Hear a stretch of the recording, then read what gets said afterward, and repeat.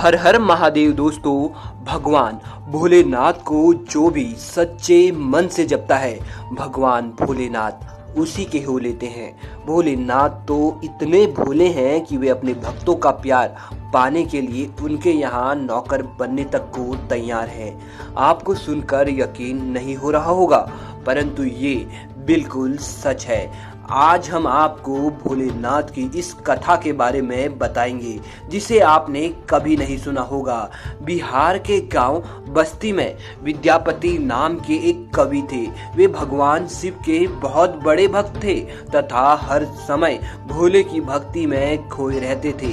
विद्यापति की इस सच्ची भक्ति को देख भगवान शिव उनसे बहुत खुश हुए तथा उनके घर उनका नौकर बनने की इच्छा महादेव में जागृत हुई। महादेव शिव ने गरीब भिखारी का रूप धारण किया। उनका हुलिया बहुत ही दयनीय दिख रहा था तथा कपड़े चारों तरफ से फटे थे।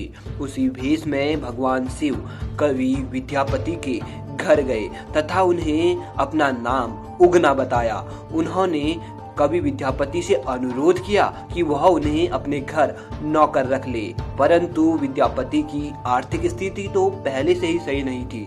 यही कारण था कि विद्यापति ने महादेव को मना कर दिया। लेकिन भगवान शिव कहाँ मानने वाले थे। उन्होंने विद्यापति से फिर अनुरोध किया कि मुझे किसी भी चीज की आवश्यकता नहीं, बस आप मुझे 2 वक्त की रोटी दे देना। महादेव के इतने अनुरोध पर विद्यापति उन्हें अपने घर नौकर रखने के लिए तैयार हो गया। एक बार विद्यापति को राजा के दरबार में जाना था तो उगना यानी भगवान शिव भी विद्यापति के साथ हो लिए। रास्ते में बहुत ज्यादा गर्मी थी। कड़ी धूप यात्रा को और भी अधिक कठिन बना रही थी। धूप की वजह से विद्यापति का गला सूखने लगा और आसपास कहीं भी कोई ऐसी जगह नहीं थी जहां जल मिल सके। विद्यापति ने उगना से जल का प्रबंध करने को कहा। वहां दूर दूर तक ना तो कोई नदी थी और ना ही कोई कुआं था। भगवान शिव कुछ दूर जाकर तथा अपनी जटा खोलकर 1 लोटा गंगा जल ले आए।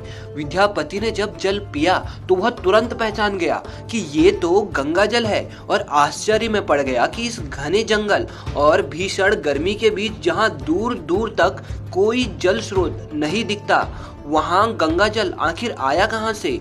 उसी समय विद्यापति को उगना पर संदेह हो गया कि ये कोई साधारण व्यक्ति नहीं बल्कि स्वयं महादेव शिव हैं।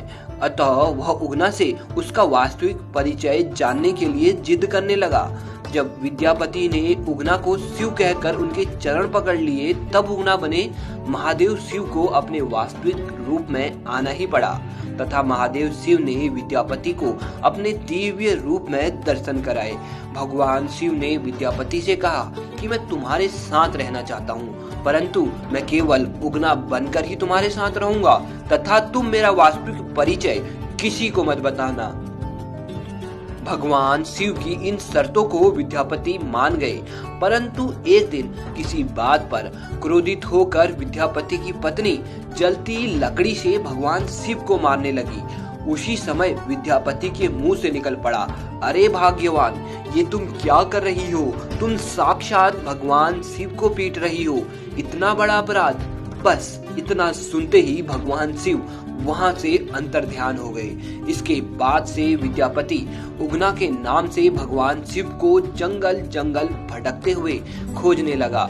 विद्यापति की ऐसी दशा को देखकर भगवान शिव विद्यापति के सामने फिर से प्रकट हुए और कहा कि मैं अब तुम्हारे साथ नहीं रह सकता। उगना के रूप में जो मैं तुम्हारे साथ रह रहा था उसके स्थान पर अब शिवलिंग के प्रतीक के रूप में अब मैं उस स्थान पर विद्यमान रहूंगा। उसके बाद उस स्थान पर शिवलिंग प्रकट हो गया। उगना महादेव का प्रसिद्ध शिव मंदिर वर्तमान में मधुबनी जिले में भवानीपुर गांव में स्थित है। हर शिवरात्रि पर तथा सावन के दिनों में शिव भक्तों का तांता यहाँ देखते बनता है। यदि कोई भी भक्त यहाँ सच्चे मन से भगवान शिव के समक्ष अपनी इच्छा बोले तो उससे भगवान शिव तुरंत सुन लेते हैं और वह इच्छा पूरी हो जाती है। यदि आप भी भोलेनाथ के सच्चे भक्त हैं तो कमेंट बॉक्स में हर हर महादेव अवश्य लिखिए। भगवान शिव आपकी हर मनोकामना पूरी करेंगे और आपके हर दुख को दूर करेंगे। अभी के लिए इतना ही दोस्तों, धन्यवाद।